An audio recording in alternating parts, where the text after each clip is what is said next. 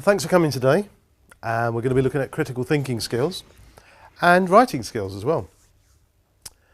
And this is one of the areas that the tutors, the markers are very keen to see in written work. Critical thinking and critical writing. And very often there'll be feedback in student essays to suggest that there needs to be more critical analysis if students want to get a higher grade. So it's a very important area.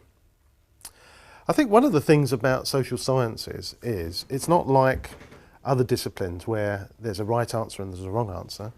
And with social sciences, very often there isn't a right answer or a wrong answer.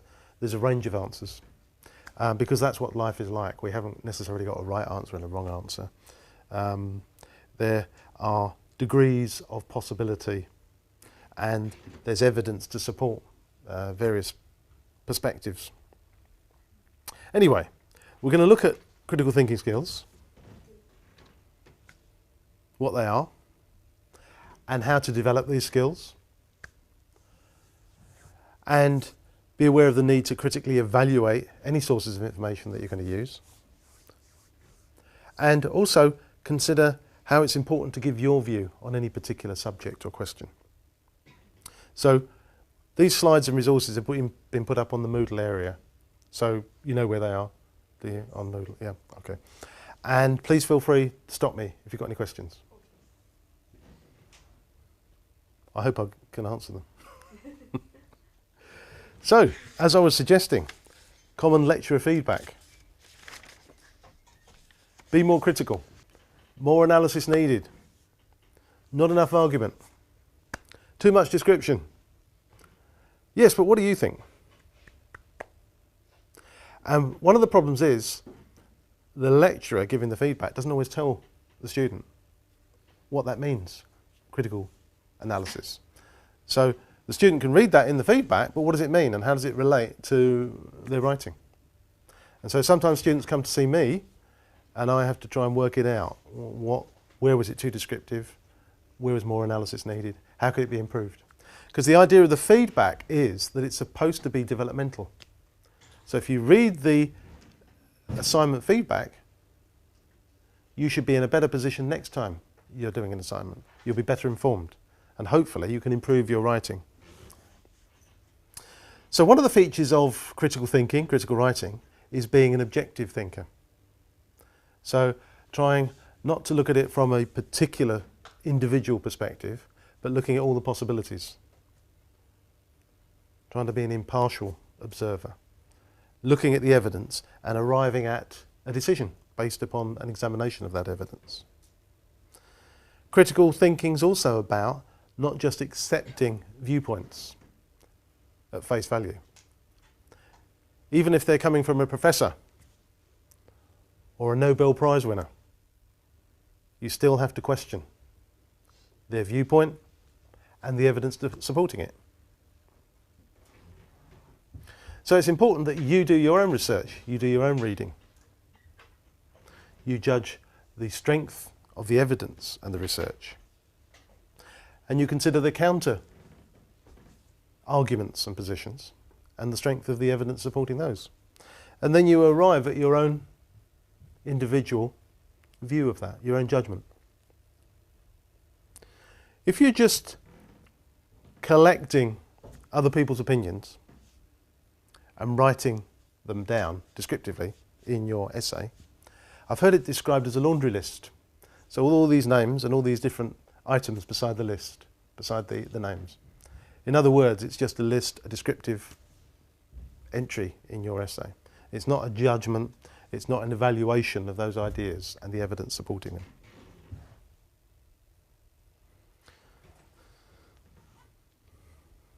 So we can look at these lecturers from Leeds University, and they were asked to describe what critical thinking is. So I'm hoping we can arrive at a view on it. So in a sense, what critical analysis does for me is ask the why question, fundamental why questions. Why does the world work as it does? Why do we understand the world in the way that we do? And I think within the academy and within the university setting, what we're often doing is we're really pushing that boundary. We're constantly querying that. Why do things operate the way they do? Why do we tend to focus on particular ways of understanding the world?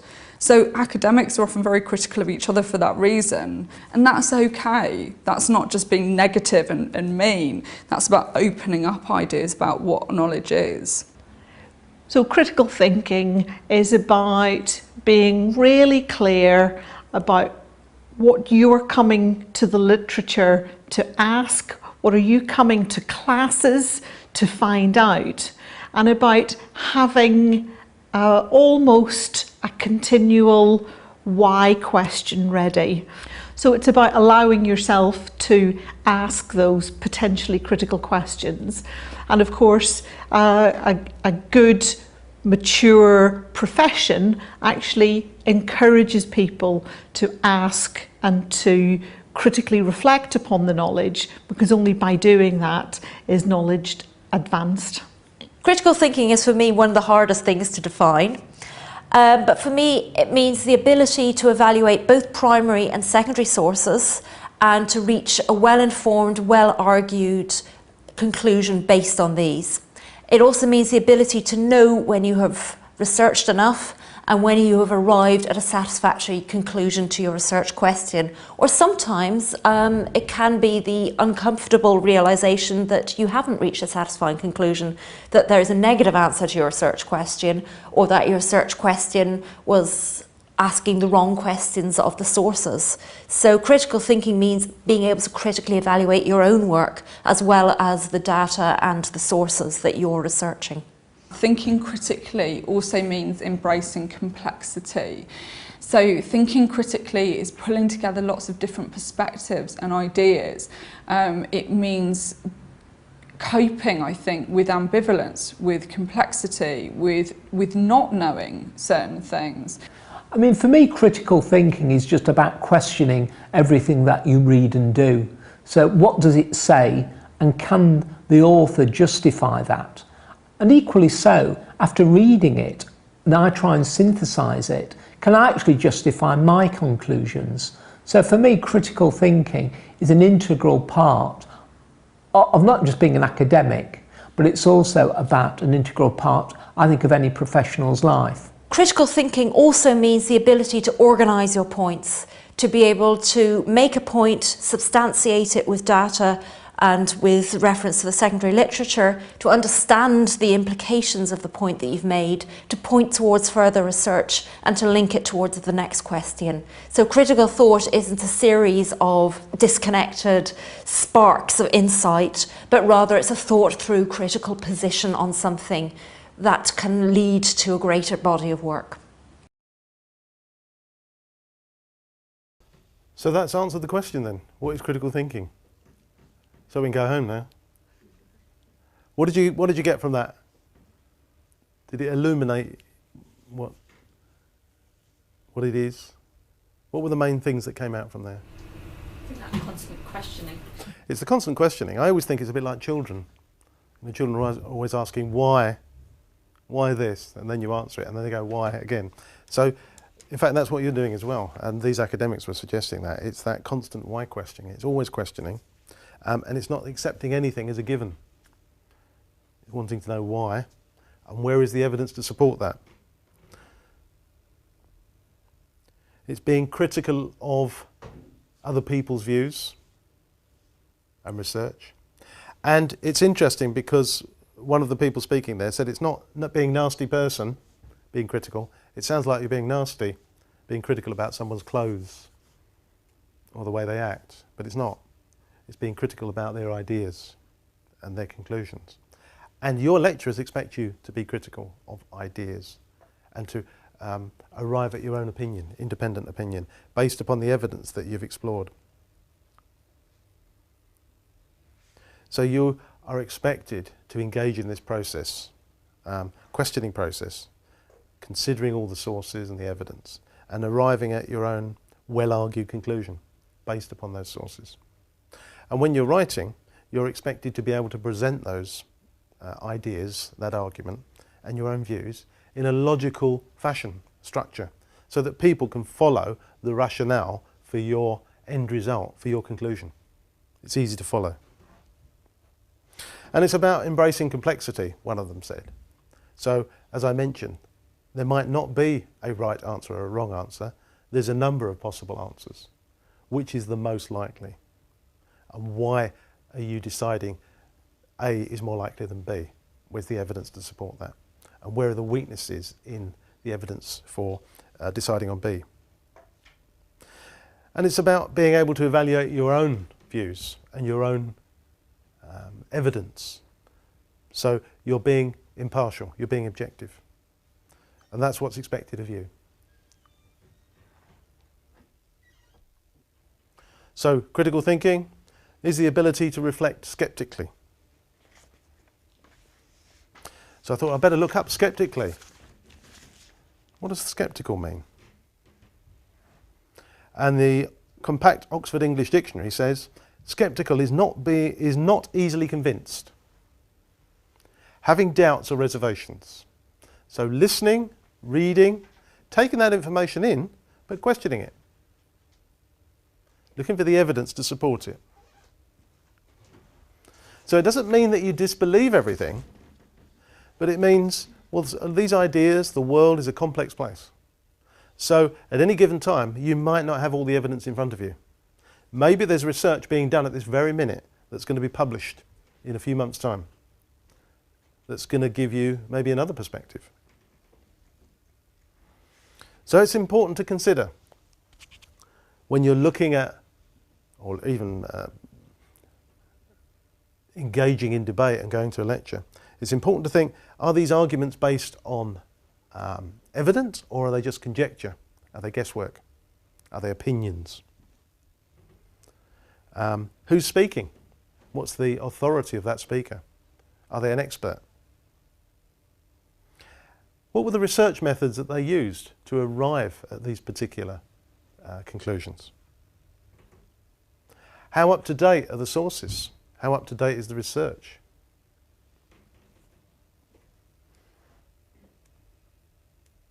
And checking for assumptions. Are there any assumptions made? And also, does the evidence truly back up the conclusions that are arrived at? Or is there a gap between them? So these are questions that are going to be asked of you. But you don't have to do all the hard work on your own, because academics are constantly critiquing each other. So that's one of the reasons that your lecturers are asking you to read the academic journals, because this is where this debate's raging. I mean, obviously at conferences, seminars, but also in the academic journals. There's a debate going on, different opinions, up-to-date research, critiquing each other. And so you can use these journals to support your particular paper that you have to write. And I nearly forgot here the second one, the ability to think in a reasoned way. Think logically, but then put your thoughts on the particular question in a logical framework so that people can follow your argument and your view. So when you're engaging in critical analysis, you're thinking of a story about the topic. You're starting at the beginning and getting all the way through to the end. You're thinking, what are the key themes? What are the arguments and the conclusions? You're thinking in terms of a big picture. You're not just thinking of this specific question. You're thinking about, what are all the arguments and what are the evidence that supports and the counter evidence that argues against a particular idea. Where do these ideas and themes come from? How do authors in the area agree with each other and disagree? In fact, we could even bunch some of these authors together. There might be schools of thought. So if you think about economics, for example, you might have a Marxist school of economics. Well, you do have. You could have a Keynes, John Maynard Keynes view. In fact, there's a whole host of them. I'm going to talk about them later on. neoclassical view of economics, Austrian school of economics. There's a whole range of them. So it's important to think, what are the other schools? What are the various schools, and where do these authors sit? What school of thought do they come from? Where do the authors agree? Where do they disagree? And the theory that's being considered, how does that relate to the real world? How does that impact on practice? So the theory that you're reading about, discussing, which is all very interesting, could be quite technical, but how does that impact on the real world? In management or business, accounting, organisational psychology? How does that theory impact? Are there any implications? Has it been tried and tested? Or has it just been left there in academia and never actually tested and tried?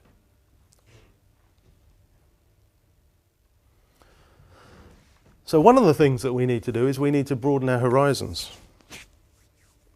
And this fella here, Einstein, he wrote that common sense is the collection of prejudices acquired by the age of 18. And that's one of the problems, is that we have this view of the world. These are unconscious, and they're governed by the way we were brought up. Our family, our education, maybe religious, cultural, there's all manner of influences, and they shape our view of the world. But it's important that we realise that we do have a particular view of the world. And that is one of the beauties of coming to Birkbeck, I think, because particularly if you work in study groups with other students, then you're exposed to people from other cultures, with other views, other experiences, a different view maybe. And it's important to be able to embrace that and consider what other people have got to say, particularly when they disagree with you, because then that helps to shape our views, and we need to go back and think, okay, that person disagrees, they've questioned this particular view of mine. I've got to go back and actually rethink it, think, what evidence have I got to support it, and what criticisms were there of it. And so I might need to rethink my particular point of view, and I'm going to be better informed than that. That will either help me to give me an idea of how I can strengthen my particular case, or it might make me think, well, actually I've got to change my position on this because I wasn't aware of some of the weaknesses of my thinking and the evidence that I brought to bear on this particular issue. So we can learn from each other. So at Birkbeck, you're not just learning from the lecturers, you're learning from fellow students as well. And it's important to embrace that, because many students are working in the industries that they're actually studying in. So you might be working with students who work in management and particular organisations, and you might well be studying theories of management and organisational behaviour as well. And fellow students can tell you about their experience of these theories in practice when they try to implement them in their workplaces. So it's real life experience of these theories and ideas and practices. And people can have real up-to-date opinions and views on how they work and how they don't work so well. Has anyone heard of Benjamin Bloom?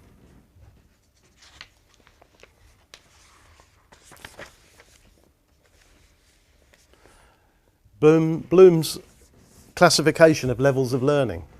So Benjamin Bloom, who was a professor at Chicago University, he created this hierarchy of thinking skills. And at the bottom we have remembering something, remembering some information, which is retrieving it, locating it, recognising it. And then one step up, it's understanding it. So not just remembering it, understanding it.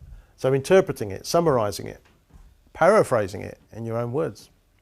And then higher up, applying it, actually doing something with it, implementing and carrying out. And then the next one up is analysing. That's comparing and organising and deconstructing, taking it apart.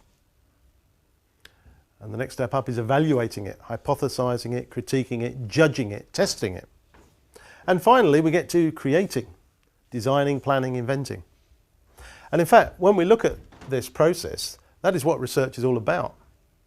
If you are doing research, then at the end of your research, you may well have created a new perspective, a new theory, updated a theory.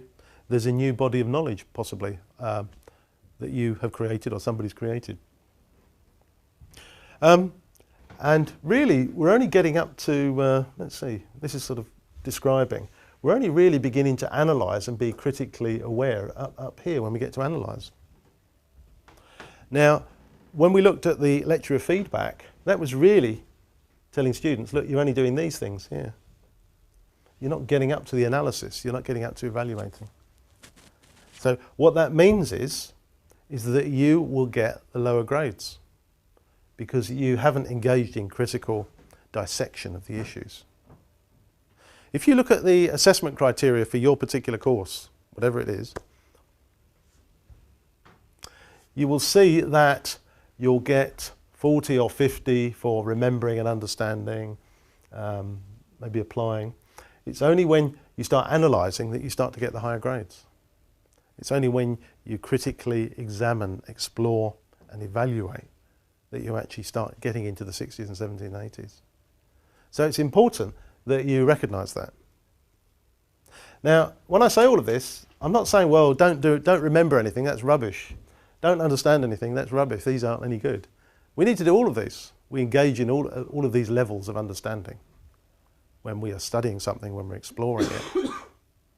We might be using several of these skills at the same time. But ultimately, we need to be moving up this intellectual scale. So we're analysing, we're comparing, contrasting, we're deconstructing, and then we're evaluating it, we're weighing it up. And then we're arriving at our own individual judgment, which is impartial and objective, based upon a particular question that we've been given.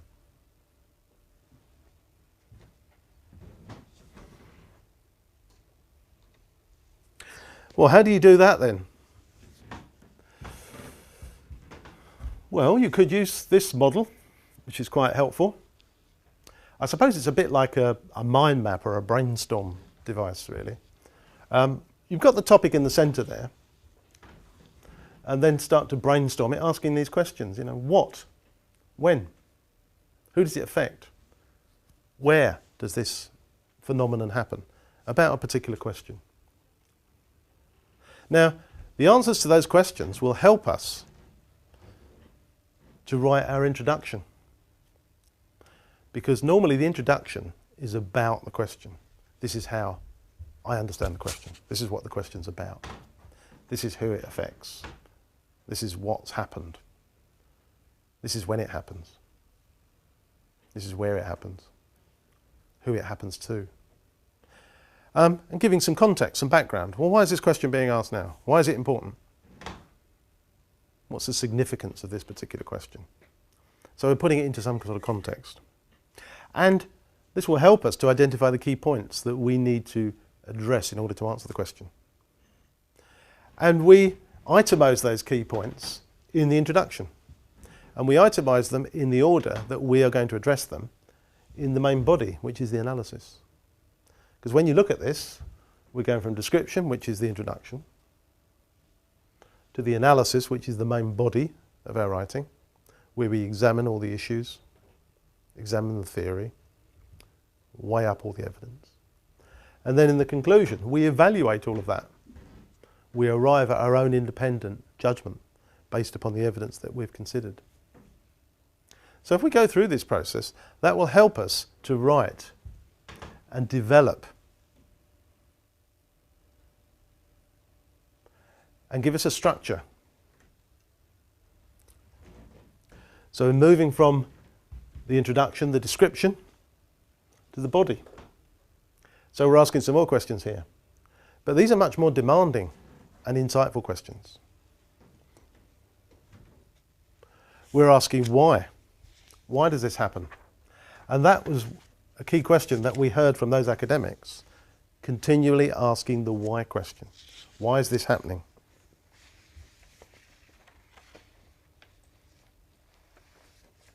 It moves us into a more analytical mode. We're looking for reasons and explanations, causes. We're looking at specific theories. We're deconstructing those theories and seeing, have they been tested? What have the experts got to say about these theories in relation to the question? And we've also got to look at the how question, the processes. How does this happen? How does it operate? How does it work? So for our analysis, we need to ask these much more demanding questions of why and how. So this is where we're examining these particular key points that we've referred to in relation to answering the question. And we're looking at the evidence that there is, that we've researched, in order to conduct that debate. And we're evaluating that evidence to see, well, what's the strongest evidence? And where is weaknesses in the evidence? And what particular possibilities are there? What perspectives are there on this question?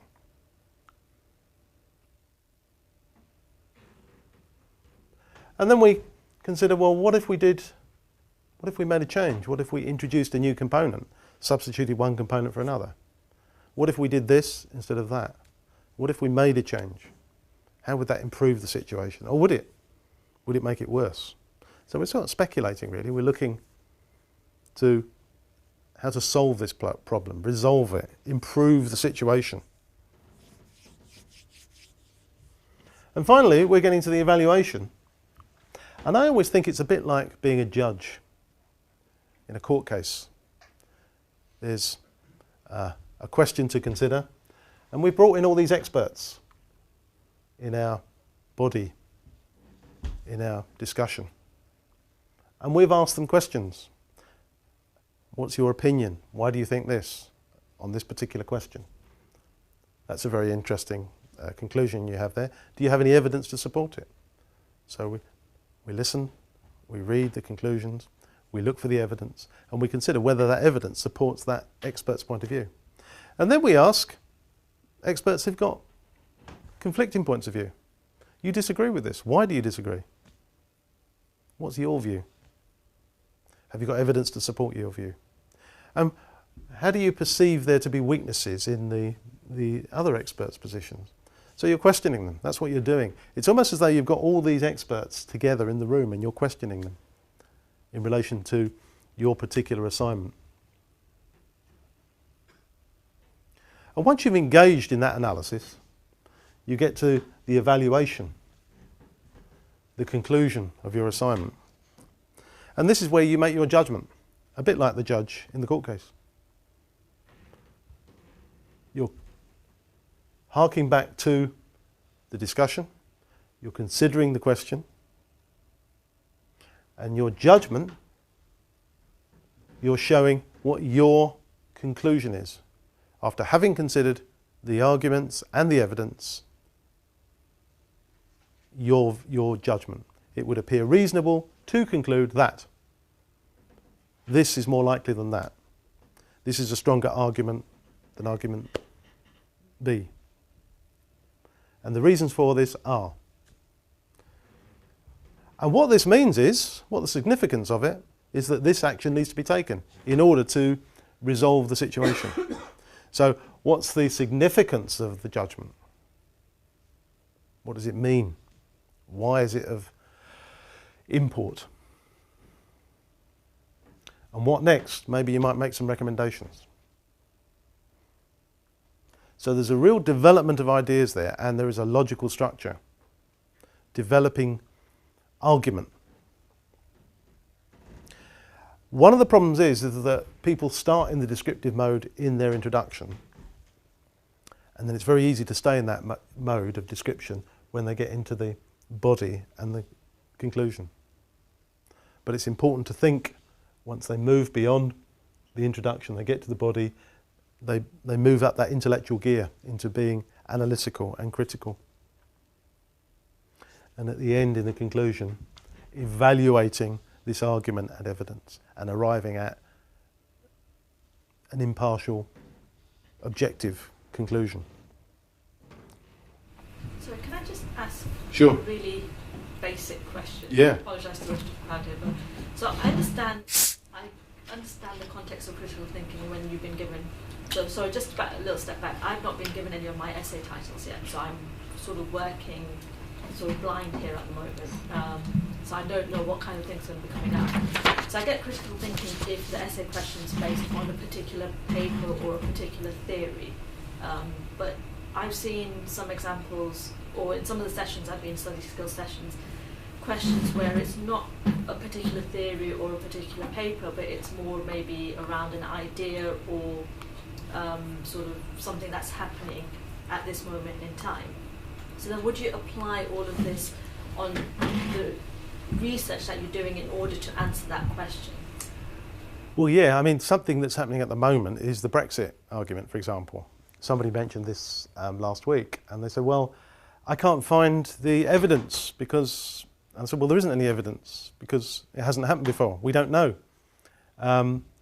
The evidence will accrue over months and years.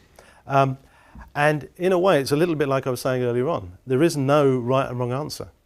There are competing schools of thought. We know we've got the heavy-duty Brexiters, and they want this hard Brexit, and then we've got these people who actually want to stay in the EU. And there's other people who are happy to come out of it because it seems democratic, but they want a soft Brexit. So there are different schools of thought. So then it's incumbent upon us to consider what's the evidence to support these various schools of thought. And it may well be that the evidence at the moment is insufficient to arrive at a definitive answer, which is probably the case. Because if you did have that definitive answer, then really you should be working in government or working as a consultant maybe.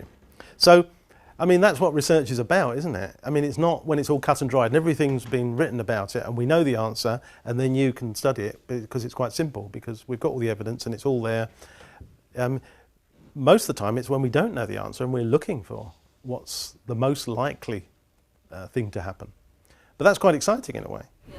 So you'd actually apply critical thinking to the research you've done or the research you find that is relevant and go through that critical appraisal of what you're looking at in order to say is it relevant, is it not, and how... Well, yeah, you'd certainly look at it relevant. I mean, we're all different, so I'm not going to project onto you the way I would do it, but I would maybe have that brainstorm and I'd be thinking about Brexit and I would be thinking what various positions are there for starters.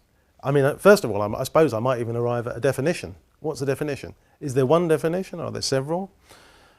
Different views on it. What's the most persuasive definition? What are the various positions on Brexit? So we know various champions of these different positions. And what do they say? What's their position on that and why? So we've got these various schools of thought. And where's the evidence to support their position? Is this just heat and light without any real substance behind it? Is there any evidence that they can use to support?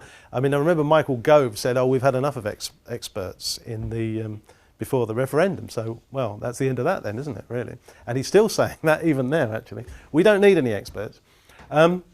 So you've got to decide, well, do you agree with him? Have we had enough of experts? The experts keep getting it wrong. We just want people on the street, you know, someone on the 37 omnibus to clap them. And they've probably got a better idea of it.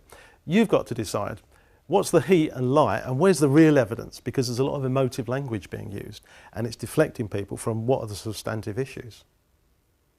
So that's your job in terms of doing the research, looking at the quality of the research. Who are the experts?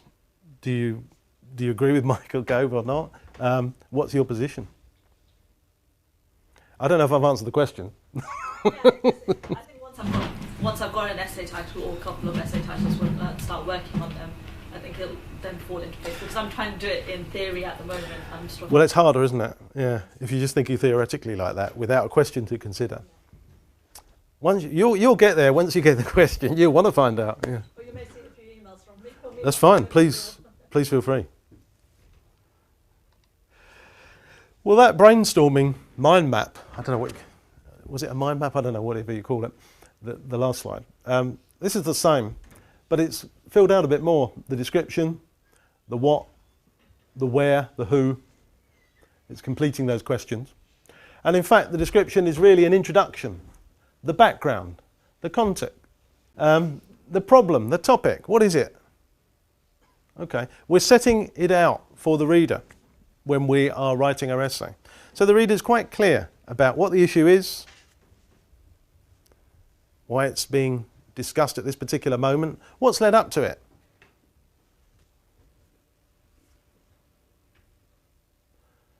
Why is it important? What are the main issues that need to be addressed? Maybe there needs to be a definition arrived at. Maybe there are several definitions. What's my take on it? And you could actually have your thesis statement. The thesis statement is what you aim to argue in this particular. It might, if going back to the Brexit, this essay will argue that maybe a hard Brexit for the UK economy would be disastrous. In order to do this, it will first consider A, it will then go on to consider B, and finally it will consider something equally crucial as well. But you don't have to have a thesis statement. You could be more neutral. You could argue, or you could write, this essay will consider whether Brexit will create economic difficulties for the UK. So it's a more neutral stance. So the description. Then we go into the body, the main part, and we're asking those why questions. We're looking at the arguments, the theories. We're looking at the interaction between one factor and another. We're looking at the relationship between the various components of this discussion and debate. We're looking at how all these components fit together. We're looking at the theory in practice. And very often lecturers will say to you, we want to find out from you, have you any experience of this? Can you bring something from your own experience? This theory working out in your company, your organisation.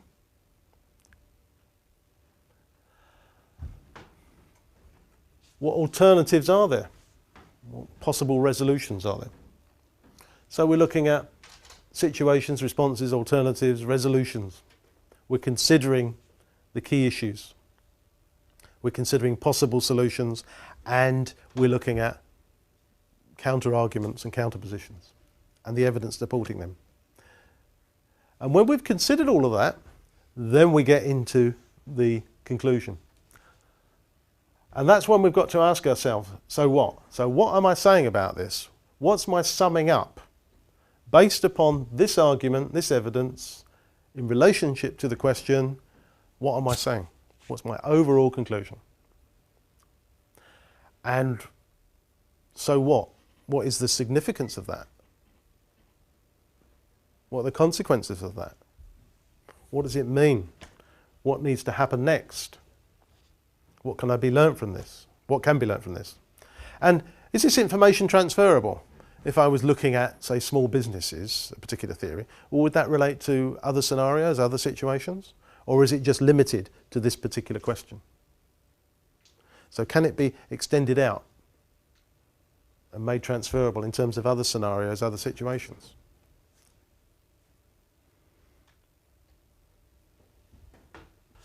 And some examples of description where you're stating what happened there. You're given the story so far. Well, you need to do that in your introduction. You're explaining what a theory says.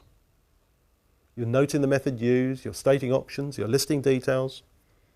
Giving information. That's good. You need to do that. Otherwise, the reader won't understand what your inquiry is about, your essay. You need to do that in your introduction. But then you need to step up that intellectual gear when you move from your introduction to the body. So you need to be, there's the ease there, evaluation, identifying the significance, judging strengths and weaknesses, weighing one piece of information against another, making reasoned judgments, arguing a case according to the evidence, identifying whether something is appropriate or suitable. You're giving reasons for your judgments here. Evaluating the relative significance of details. You're drawing conclusions. So this is where you're moving up that intellectual scale. I don't know if is that a triangle or a pyramid? I think it was a pyramid. But so not just staying at the understanding and recognising, but then moving up to analysing and being critical.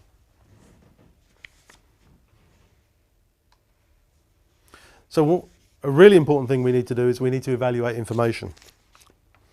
And this is about evaluating information from websites, but I mean it could apply to all sorts of information sources. Thinking about, well, can I use this information from this website? Well, is it directly relevant to my topic?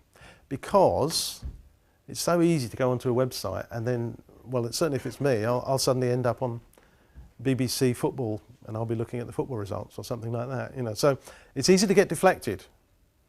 Or we find something that's relevant or of interest that's connected, but it's not immediately of interest for the inquiry that we're doing. It's so easy to get deflected and find something, oh, that seems much more interesting than what I've got.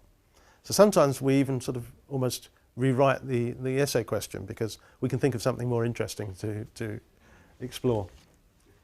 So if it's not directly relevant, then we've got to cut that out. We've got to forget about it. Maybe we can make a note of it and saying, okay, that's for later. I'll come back to that when I've stopped my research for the day. Then I can have a bit of free time and I'll have a look at that interesting article. Is the author indicated? Because we don't necessarily always know who the author is on a website. So that's important because the author needs to be an expert. Otherwise, we are basing a case on somebody who doesn't know any more than we do.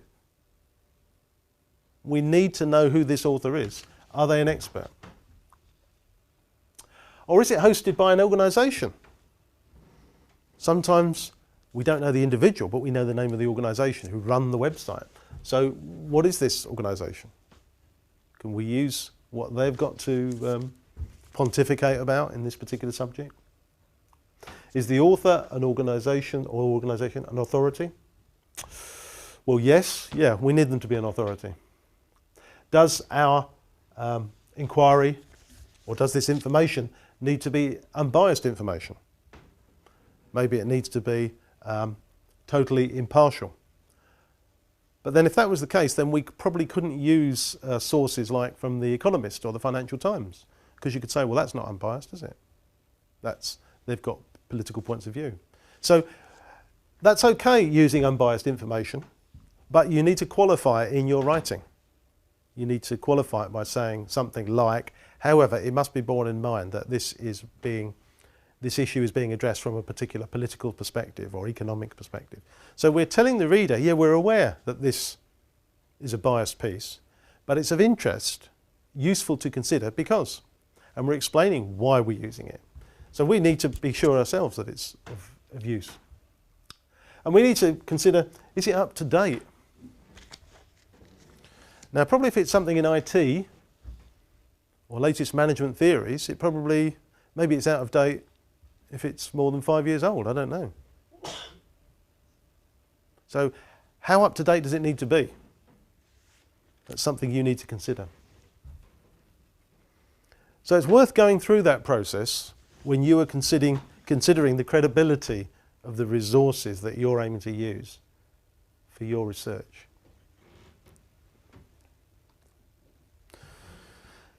Oh yes, your voice. That was one of the criticisms at the beginning there, the lecture feedback. Yes, but what do you think?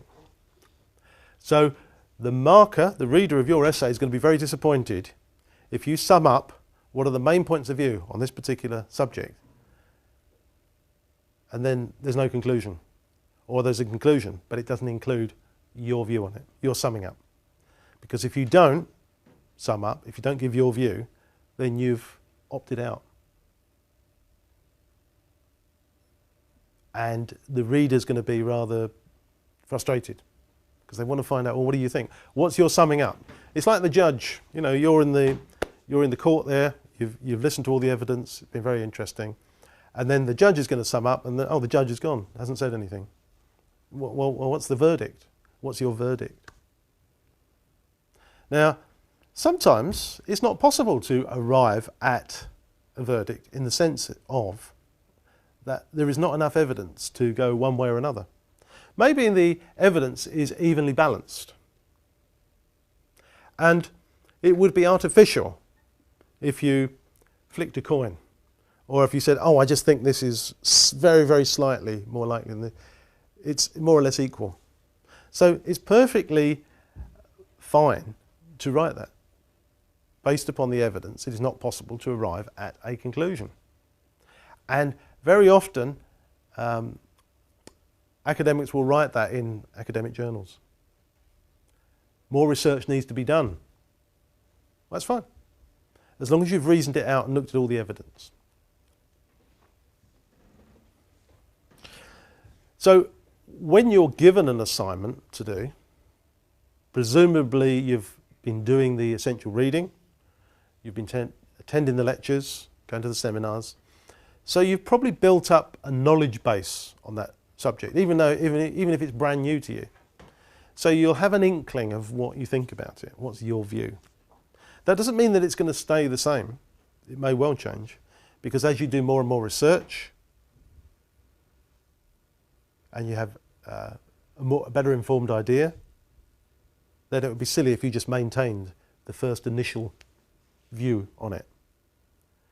There's nothing wrong in changing your opinion as you become more knowledgeable on the subject. That's fine. So you must be thinking about what's your view on this particular question and why. And where's the evidence to support my view? And what are the counter views? And why don't I support those? Where are the weaknesses in the counter evidence supporting these counter views?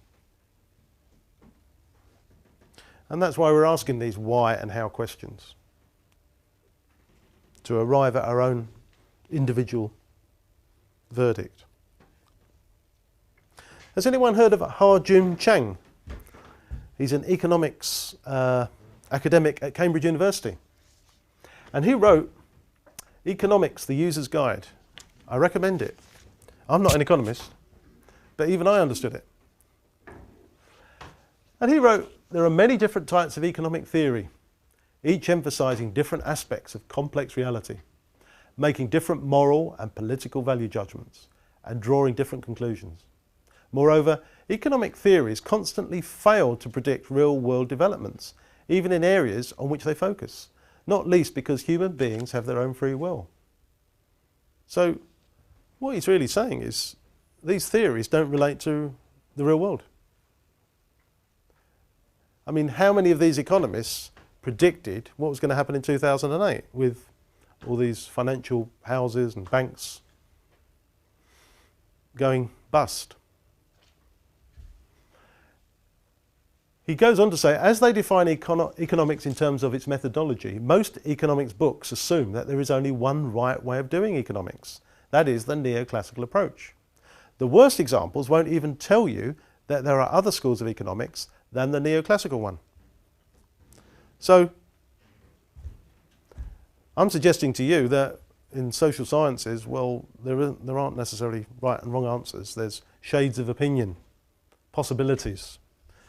And he's saying that a lot of the experts are telling us, well, there's only one way of doing it, and there is a right way, and it's the neoclassical school of economics. And some of these experts are not being quite honest, because they're not even telling us that there are other schools of thought in terms of economics. Well, there's the classical, there's the neoclassical, there's the Marxist, developmentalist, Austrian, Schumpeterian, Keynesian, institutionalist, behaviouralist. And that's not all of them, because he mentioned a few others as well. So this is where we need to be quite careful, because a lot of the textbooks, a lot of the economists that are being studied in universities are arguing that, oh, it's the neoclassical school that we need to follow, and don't even refer to other schools of thought at all. And one of the things he's arguing is that the research, the theories of neoclassical rely on computer modelling. So they've just been done in some laboratory somewhere, and they've never actually touched real life practice. they've never been taken out of the box to try to see if it works. And that's what countries and organisations are basing their performance on. And so it's a word of caution from Chang, who believes in capitalism. He's not some Marxist, he's not some left-wing person. He believes in the system, but he's arguing that the academic argument and theories behind current economics that we're studying, and him and colleagues are teaching in universities, is not impartial.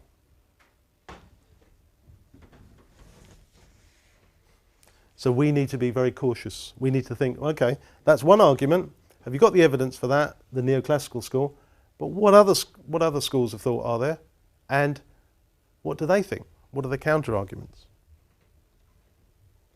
So we need to be thinking about bias. Private Eye magazine, a satirical magazine from 2013. Quite an interesting little snippet here.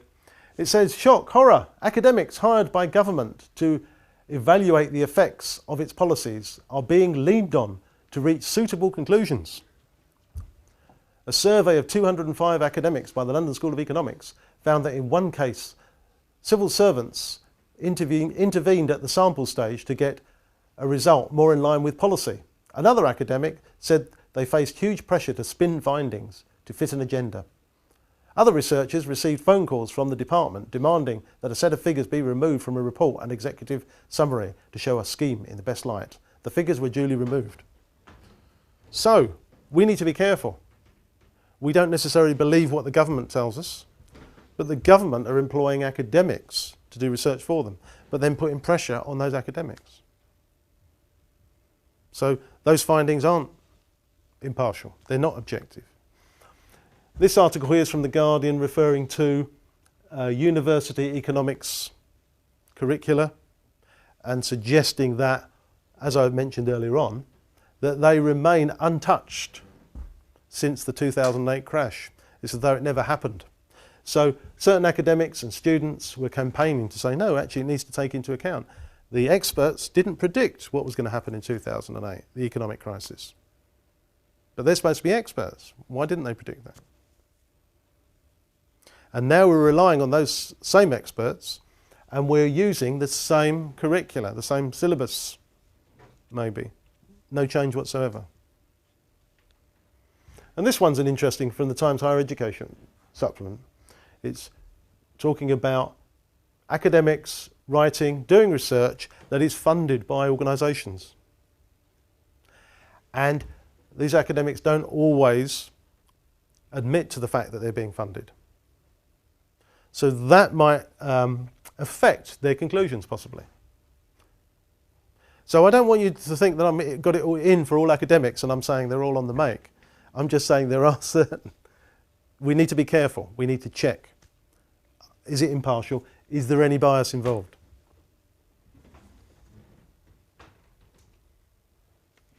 Oh, this is an interesting one. This is about fracking. Does everyone know fracking? It's a word that's come into the vocabulary quite recently, really. These are 3 letters about a case in Glasgow University. And this guy, David Smythe, he's, I think emeritus means a retired academic. So he's a retired expert. But when you're retired, you still get access to the university research facilities. And he's very anti-fracking. He doesn't like it. He disagrees with it. And he's written papers and done research. And it turns out that his university, Glasgow, employs a number of academics who agree with fracking. In fact, they're putting pressure to, or they're arguing that, in fact, fracking is a good thing for the environment. But he wrote a letter here saying that, what did he say? More pertinent than the possible directorships and other commercial interests of the 50 academics who signed the pro-fracking letter, so this was a letter in the media, is the insidious influence of oil industry funding. Of the 21 university departments to which the academics belong, at least 15 are in receipt of research funds from the oil industry. Unfortunately, the days of academic independence are over, which is very dramatic. I'm not saying the days are over, he's trying to make a point. But he's arguing that research is being corrupted by companies paying money to academics.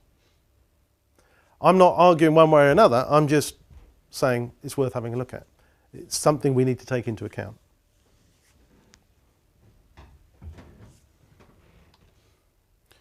So one of the things we need to do is we need to be very careful when we're reading. We need to be making our own judgments. We need to be asking these questions. Why am I reading this? What am I hoping to get from it? So we need an aim. Otherwise we can read aimlessly. We could be reading and making lots of notes. Have you ever made lots of notes and at the end of it thought, well, actually that article's not quite as useful as I thought it was going to be? So I've got these notes that I don't need now. It's taken me 2 hours to do that. That was a waste of time. Or I file the notes away and I never look at them again. What was the point of that? So why am I reading this? What else has this author written? Can I identify them, connect them to a particular school of thought? What's their view generally? Have I read anything similar before? Is it recent? Is it relevant to my inquiry? Based on my prior knowledge, what's the argument likely to be? Because academic writing can be very predictable. Very often the writer will tell you in the introduction what this is about, the stages the inquiry will go through in the article, and even what the conclusion is. It will tell you in the order. And then you read it and it does follow that order. And at the end, the writer will tell you, well, we looked at this topic, and first of all we looked at this particular issue, then that, and finally this, and then we arrived at this particular conclusion. So it's very predictable. So it's a good idea to get into the habit of trying to predict what's going to come next. What do you think this writer's going to say? It helps to engage with the writing. It's important to think about what are some of the possible counter-arguments or alternative approaches. So you're reading or hearing somebody's particular viewpoint and they're bringing forward the evidence to support what their view. But it's important to consider, well, what other possibilities are there? And it's important to consider the methodology, the research methods that have been employed in order for that writer or that speaker to arrive at those particular conclusions. Is the research valid? Is it up to date? If they did a survey or questionnaires and there was only 5 responses, well, that's probably not valid. How many does there need to be? Do we, if it's published, I mean, do we just take the validity for granted to a certain extent? Because well, even if they've been funded by the fracking industry or pharmaceutical industry or... Sorry, I mean, like published in a peer review. Yeah, well, I don't think you can just take it. It's been through this sort of quality control. It's like French wine. There's this very rigorous process it needs to go through. It needs to be this particular grape, it needs to be in this particular area, it needs to be this particular type of soil, this needs to happen. But it doesn't mean it's any good at the end. It's just follow these procedures. And it can be like that with research. Yeah, it's followed all those procedures, it's been checked, it's been quality controlled, but it doesn't mean it's right. It means it's been through that process. It's up to you to decide. You're looking for strengths and weaknesses in the argument and the evidence, but you're not on your own. Because in writing that piece, the writer will be critiquing other experts' opinions and research. So these writers in particular fields, they'll know who their peers are, and they will be looking for the next issue of this particular journal, or that particular journal, or the next book that's coming out, to see, am I cited in it? Are they referring to my research? What did they say about my research? So they will be critiquing each other all the time. So you can consider, what are the critiques of this particular piece of work here? So whatever you think, but also what do other experts say about it? So when you're reading, you've got a view, hopefully, or an idea, an aim. You want to get something specific from this. So it's worth going through the text quite quickly, skimming and scanning it, and trying to look at the structure. And it's helpful if you look at the introduction. Obviously, if there's an abstract, that's useful, because the abstract tells you what it's about. It's a summary. But obviously, the introduction will tell you, and you can look at the headings, and you can look at the conclusion. And you can try and identify, well, is there a main point? What's this author arguing? So here's my code here, MP, main point. And here's an asterisk to show, oh, this is a major piece of evidence to support that point. And here's a conclusion, a major conclusion. And the question mark, I don't think this is very clear. And maybe I feel violently ill when I read this, so there's an exclamation mark. Or maybe I totally agree. And in fact, I could use post-it notes to identify key sections. And I could write on the post-it notes that this is a point also agreed, or that somebody else, another expert, agrees with, or somebody else disagrees with this, or this doesn't make sense, or I might be critiquing and saying there's weaknesses in this particular research model. So it's very handy to, when you're looking through initially, if you can annotate the text and then concentrate on those key parts, because you've identified these are key sections of the text. And you might need to read those several times over to really understand them and consider, how do they relate to your research and how do they relate to the question that you're trying to answer?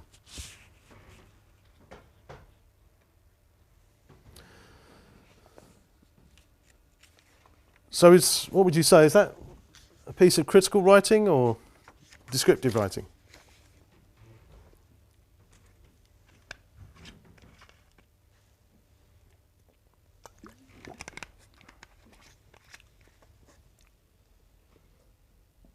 The script.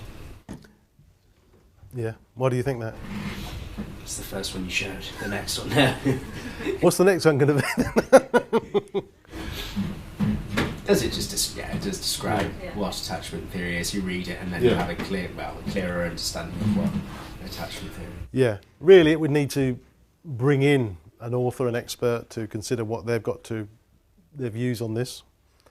And when you do that, then you need to comment upon that. It's not just bringing in this laundry list of people and writers. It's if you do that, you bring in a quotation, you comment upon that, you show why they've been introduced into your writing. Because this is important, because this definition is the one that's the most powerful, because. So, no marks for the next one.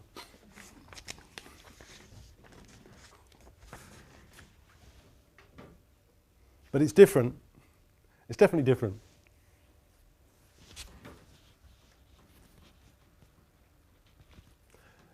So the first sentence tells you what the rest of the paragraph's about.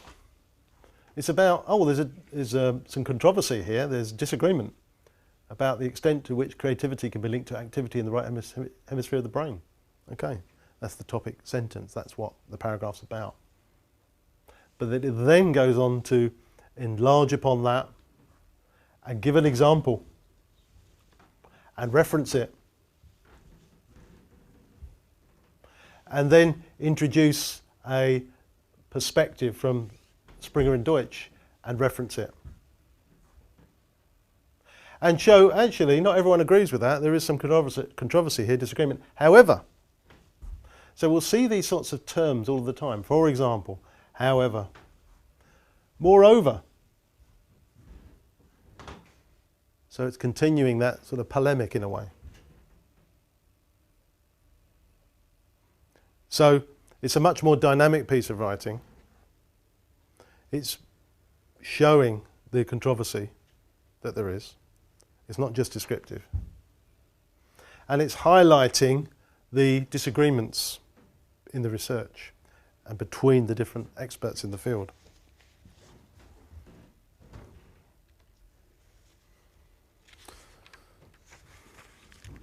Oh, so here's an extract from an article from Human Resource Management International Digest. So I'm sure all of you got that at home, haven't you, really? I'd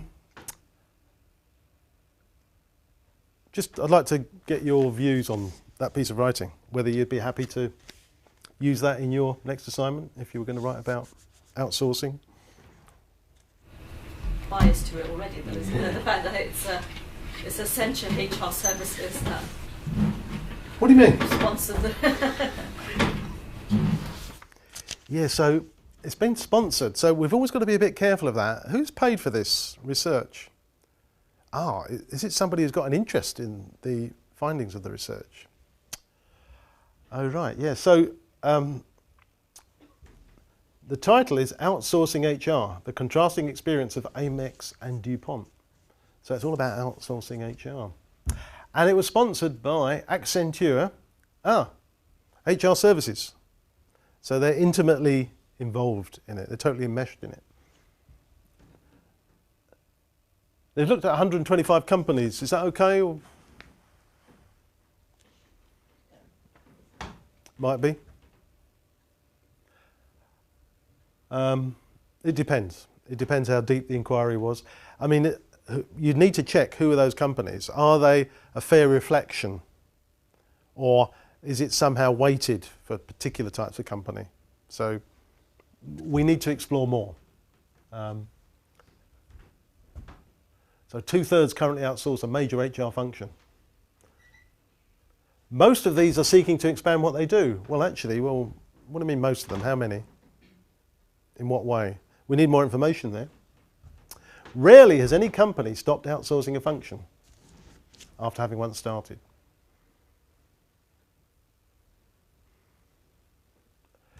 I think it's like any sort of survey or research, we need to drill deeper than that.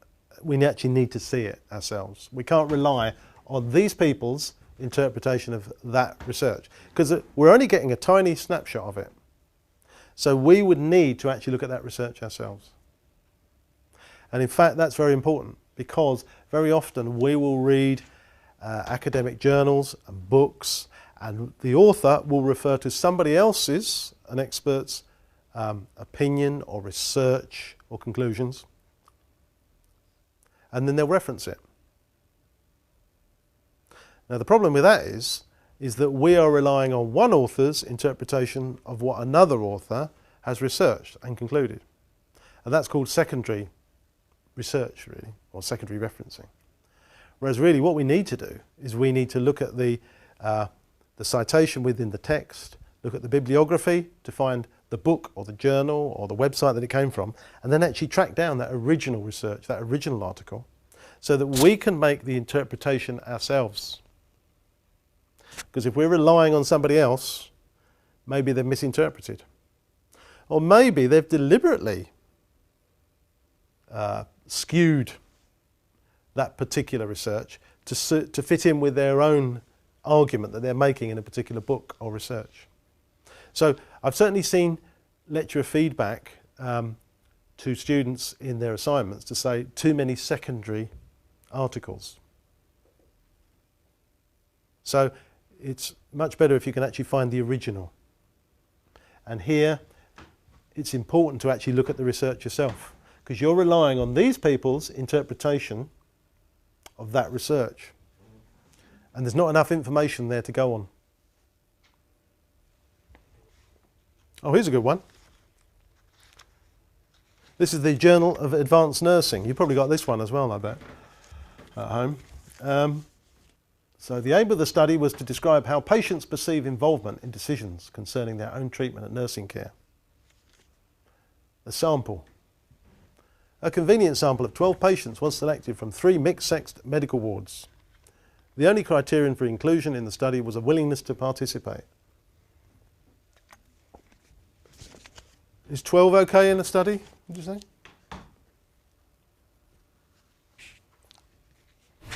It seems small. It does seem small, doesn't it? Yeah, it's not enormous. They're all from the same place as well. And they're self-selecting. So is that a fair representation? Because people tend to volunteer quite often. You know, they're sort of self-selecting. So what about all those other people, the types that don't tend to volunteer? It might not be representative of the population as a whole. Well, would you not evaluate that based on what the study was on? Because maybe that doesn't have an effect on the study you're conducting, whether it's people putting their hand up or not. Well, I think if you did put any store by this, I mean, obviously you'd need to look at it in more depth anyway.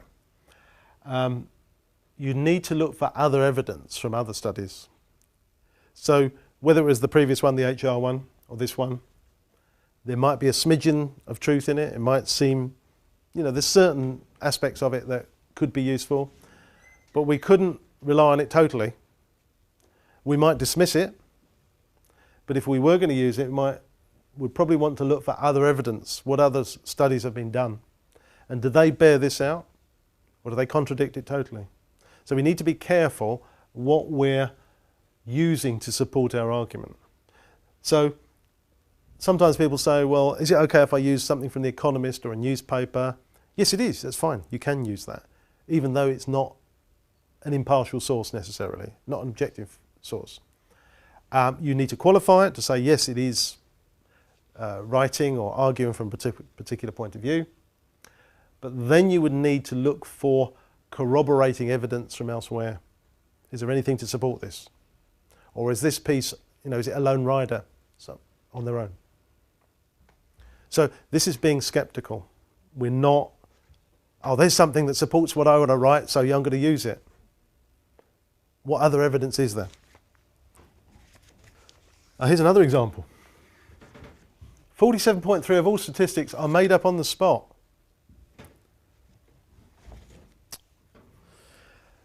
That's one of the problems with research, statistics. You can shape them to suit what you want to argue. So we need to ask, where did this information come from? Who asked the questions? Did anyone sponsor it? Who paid for the research? Were there any questions they didn't ask? How was the data collected? How big was the survey?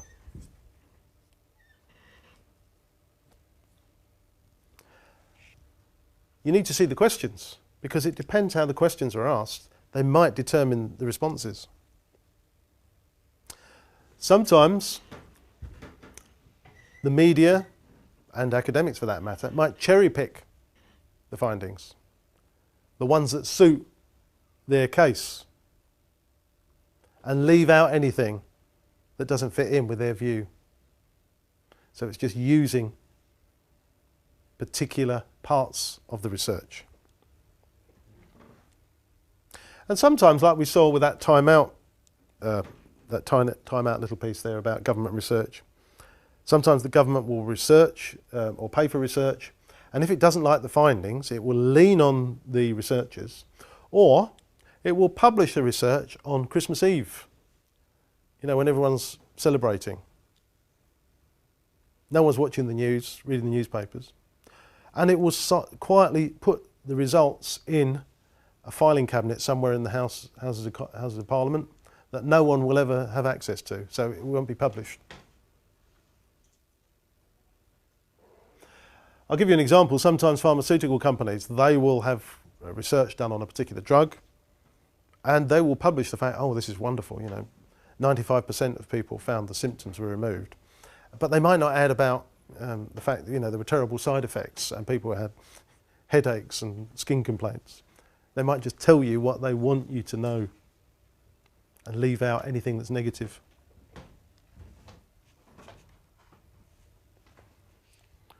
Right, I better move on a bit. Oh, this is quite good. Writing a critical paragraph.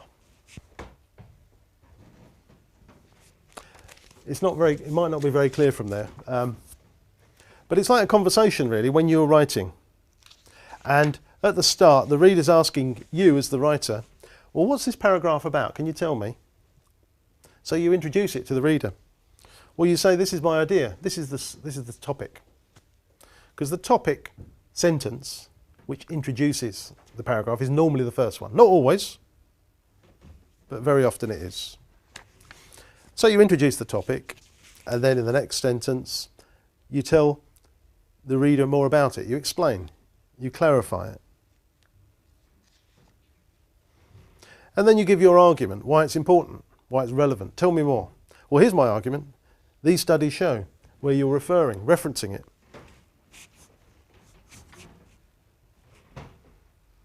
And then you give some comment on the evidence. You reference it. What does this mean? So you're staying on that theme from the topic. And what's your final point? Does this relate directly to the question? Well, what I've done is I've shown this. This is the significance. This is what this means. So this might help, in fact, to structure a paragraph or a section where you're introducing an idea and then you're enlarging upon it. You're giving an example, evidence, you're illustrating it, you're referencing it, and at the end you're summing up, you're showing what's the significance of what you've tried to get across, the point you're trying to make. And so very often academics will say you're actually having a discussion, an argument in your writing. You're discussing particular ideas and you're bringing forward the evidence, the writers, the research, the key people, and then you're evaluating that evidence and those ideas. So, an example of some academic paragraphs. The first one, the topic sentence again is the first one. Large IT companies are choosing Bangalore for one main reason: the availability of well-educated computer science professionals. The rest of it, that paragraph, goes on to elaborate, to enlarge upon that.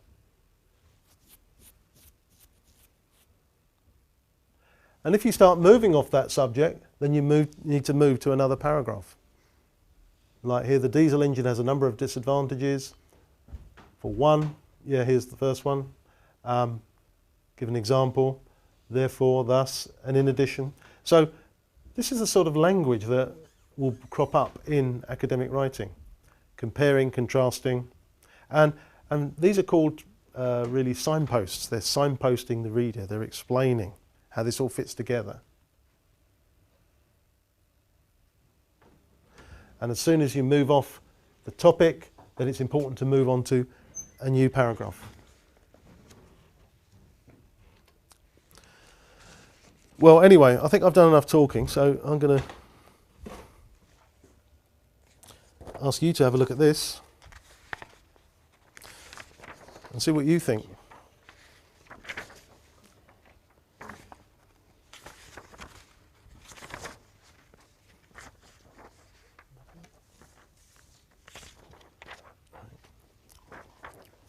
So it's written by an academic, Professor of Physical Chemistry at the University of Sheffield, Tony Ryan. And it appeared not in a journal, but an online journal, Chemistry World, published by the Royal Society of Chemistry.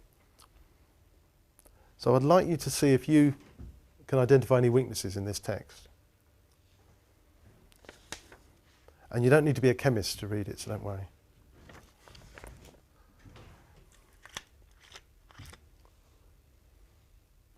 Do you think this fellow's in favour of nuclear energy or against it?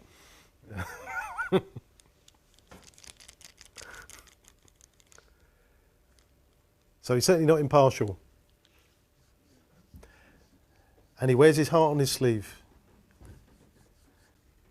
Any initial thoughts? Anything you thought, I'm not sure about that? Or are you happy with the whole thing? Well, it just sort of, even the first sentence, you know, is quite strong in its assertion of so it doesn't keep the door open to any other possibilities. I like the way you said that, doesn't keep the door open, yeah. It is the bridging solution between a fossil-powered past and a solar future.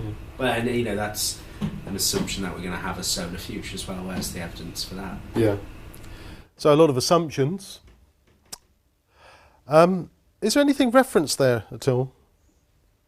Nothing. So, Now, if you wrote that, then your lecturer would be after you, saying, look, where's your sources? You haven't shown any sources at all. Have you made this up? Where did you get this information from?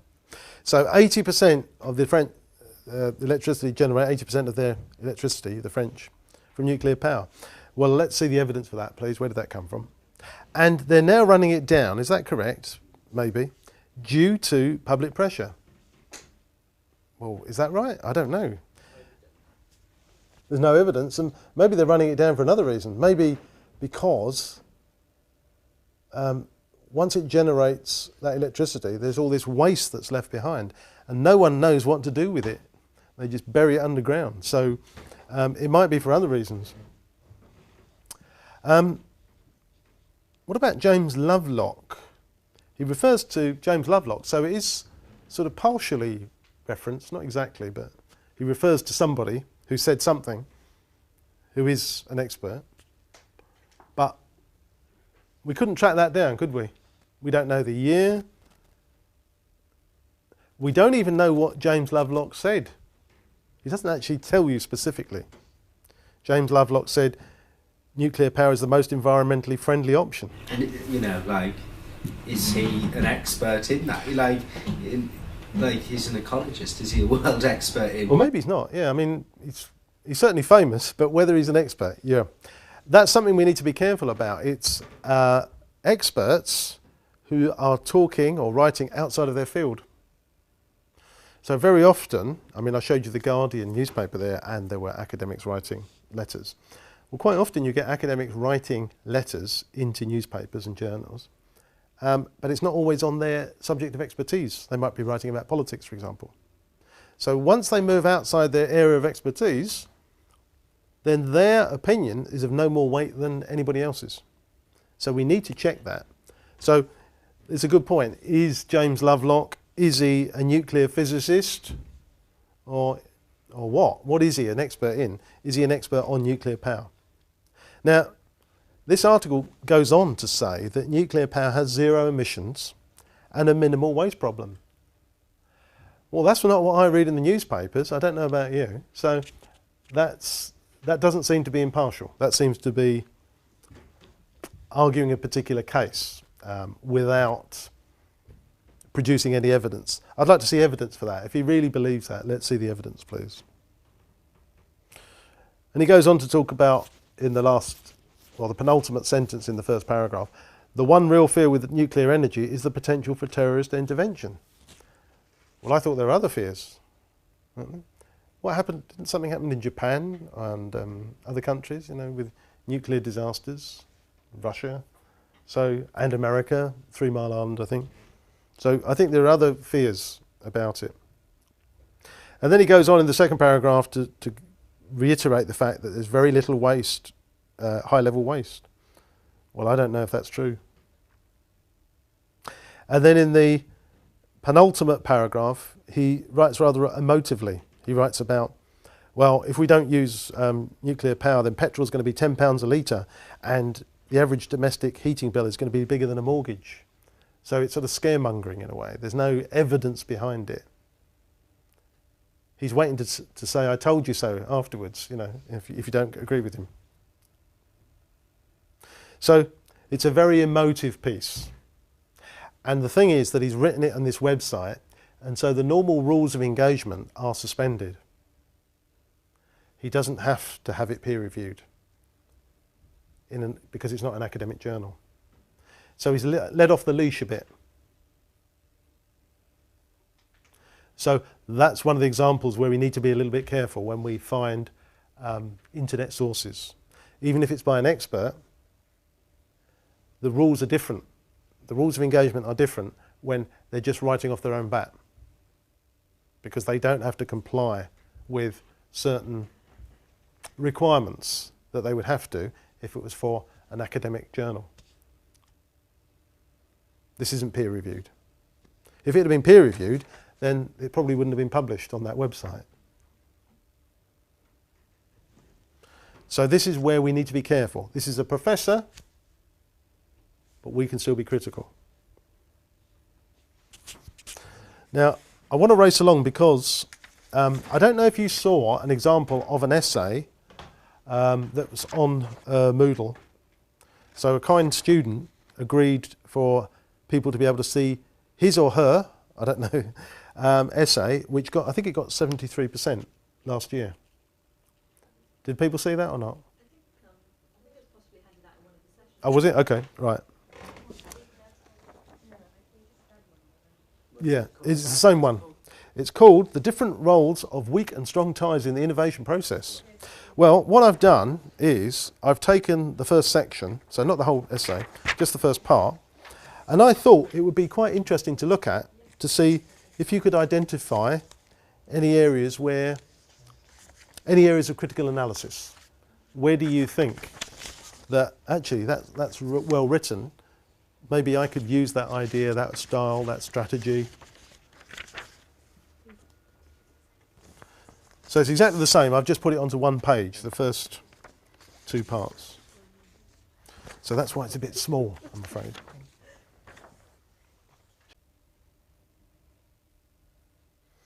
So the module is called Innovation Systems, Networks and Social Capital. And social capital is the first term that he uses right at the beginning of the essay. Anything you like? Any examples of critical analysis? Any examples of good writing?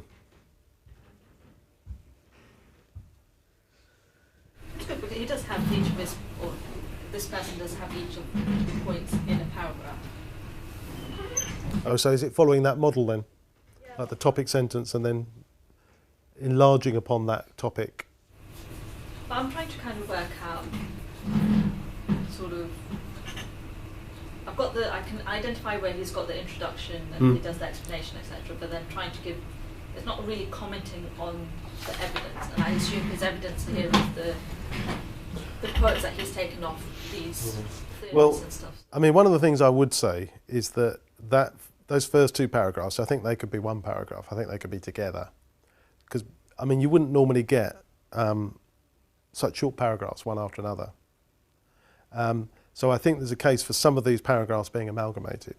And I think if that was the case, that might make it easier to follow. So I take your point. And not every paragraph in an academic piece can be exactly like that. It's where you're actually examining evidence and making a point, considering a theory or a perspective. I think one thing I always think it's a good idea, is to make sure that you've covered the whole question. So the question is different roles of weak and strong ties in the innovation process. So he or she is writing about the different roles, and that's in the second paragraph, the roles they play in facilitating coordinated action. And weak and strong ties, yeah, that's in the second paragraph. And then innovation process, that's included. So I've got confidence that this person is going to address all of the aspects of that particular question because they've referred to them. The module's about social capital, and straight away the author is writing about social capital is difficult to measure. So they're giving us a definition early on. So they're actually pointing to the fact that it is difficult to describe or evaluate. So here's a definition that is obviously felt of worth to inform the inquiry, and they've referenced it, so that's important as well. With him saying it's difficult to measure, would it be worthwhile to put like the thing that makes it difficult, like the other view of what social capital could be? Yeah, so I think what he or she, I'm going to get sick of saying this, they haven't done really is commented upon it yet anyway. Maybe they do later on. Yeah. But why that definition? Why does that definition work for them? So they're bringing in a definition, which is good, that's fine.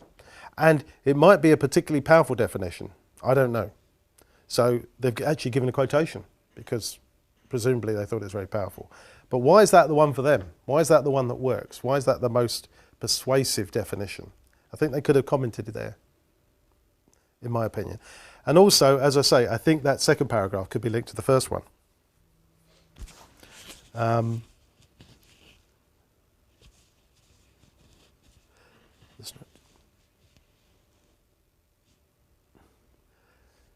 They tell you the aim of the essay in the second paragraph. Well, that's quite handy.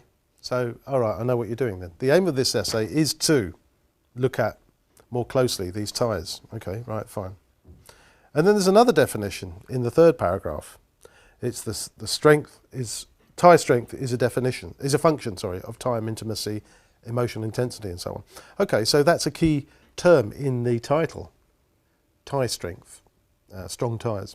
So they're giving us a definition of that. Well, that's quite useful. You might decide whether you want to have it as a quotation or whether you want to put it in your own words. But it may be this is a particularly powerful definition, important definition. So you might want to stick with that, that as a quotation. And it's referenced, which is good. And that paragraph then goes on to explore the difference between strong ties and weak ties, which is a key part of that essay. Now, it can't go into it in huge depth because it needs to hold on to that for the main bulk of the essay, really. But it's just exploring what are the two things. It's telling us there's weak ties are this, strong ties are this. Okay. So it's already starting to answer the question. And it gives an example of weak ties in the third paragraph, right at the end. It's talking about on an interpersonal level, these could be considered acquaintances. So it's talking about weak ties and sort of people that you might know, and it's suggesting they're acquaintances, maybe people you know at work or people you haven't got a strong link with, but you engage with them from time to time. So that's quite useful. It's giving an illustration. Ah, I know what you're talking about now. And at the end of that paragraph, the third paragraph, they're telling you what's going to come next. We will explore the advantages and drawbacks of both of these, examining the bonding and bridging links on which they're built. Now that was the introduction. So that's telling you the key terms, or repeating the key terms and explaining what they are from the title, giving you some examples, referencing it, and explaining what's going to be explored in the rest of the essay. So it's putting the reader at their ease. They know what this essay is about. They know the structure of it. They know the key words, the key terms, what they mean. Not in huge depth, because that needs to be saved for the debate that follows. And they know the order that these issues are going to be explored.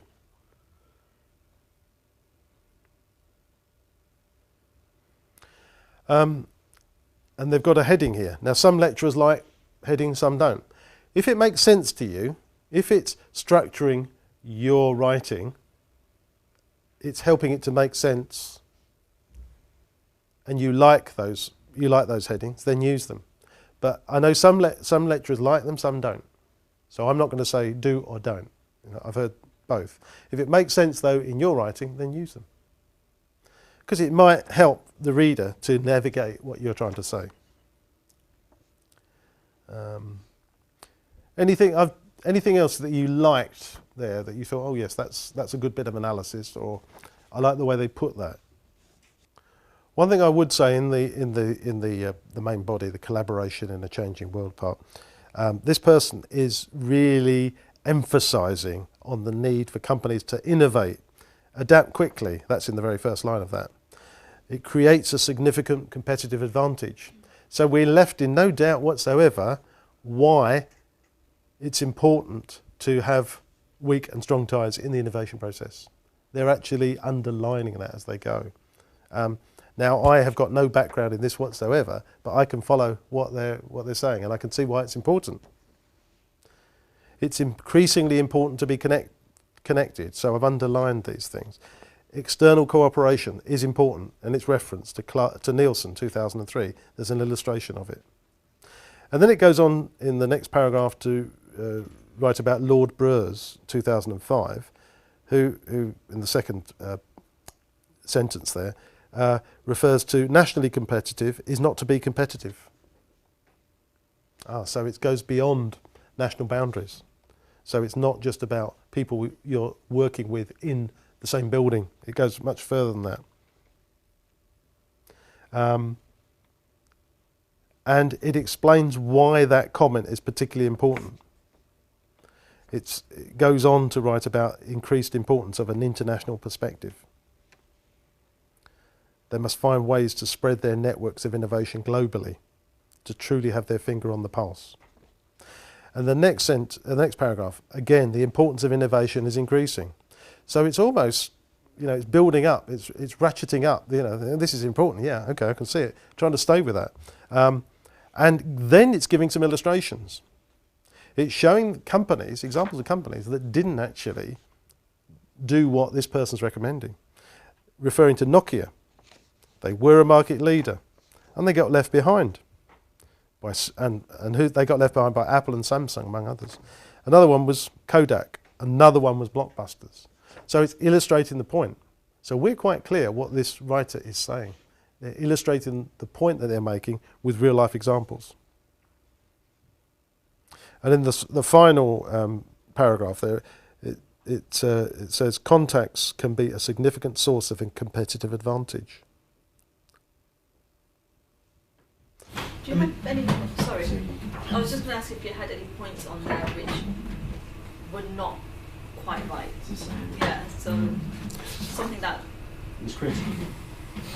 Oh, no, something on the way it's been written, if there's anything that could have been improved or is not... I think there are certain things that could be improved. I mean, I think the paragraphing could be improved. So one thing I'd say is, maybe look at your paragraphs when you're writing, say, what's the topic for this paragraph? And actually write a word or a phrase beside it. This paragraph is about this. And the next one is about this. And if you write beside each one, you've actually got a thumbnail structure of your essay. And then you can think, well, does that make sense? Is that in the right order? Is it in the order that it should be? Also, maybe one paragraph is about the same topic as another paragraph. They're next door to each other. Should they be merged or not? I mean, certainly with this one, the example I gave, maybe paragraphs 1 and 2, they could be merged, I suspect. And I think there'd probably be a case for maybe certain others being merged where they're on the same topic, really. So I would say that would be one thing.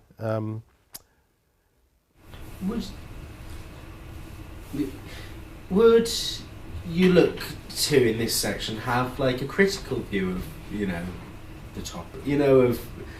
Is companies' ability to innovate, does it give them competitive advantage, or what are the downsides of it? Or is it acceptable to sort of outline this and then in my second half of my discussion to address the key? There's no one way of writing it. I mean, what's the logical way for you to address that, to illustrate your point? What makes sense?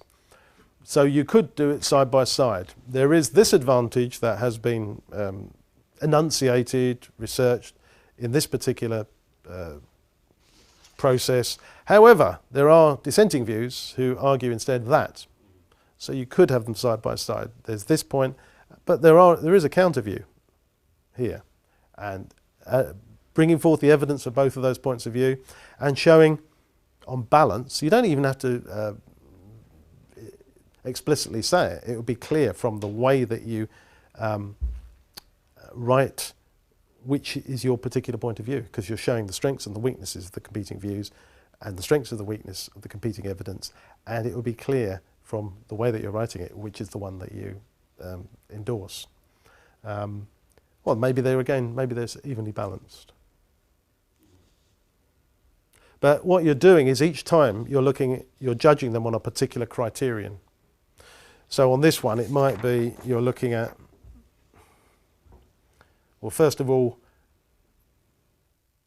you're looking at weak ties, and then you might be looking at strong ties, and you're showing why they're both important and giving examples and looking at the evidence, looking at the theory, and looking at real-life examples to illustrate what you're trying to say. And not like some of these economic theories we looked at, where they haven't been road tested, they haven't been tried. They're not, we don't want mathematical models. We want, real life examples where it's been demonstrated to be effective in the workplace or wherever it's going to be. And to be fair to this, I mean, this is just the first part of it, so, you know, it would expand on that. But I didn't want to give you the whole thing, because it would, you know, well, unless you want to be here till 6, you know. I mean. So is the whole essay available? Yes. And then is the corresponding feedback available? Yes. I can read you the feedback, if I can find it. I think, oh. No, I can't.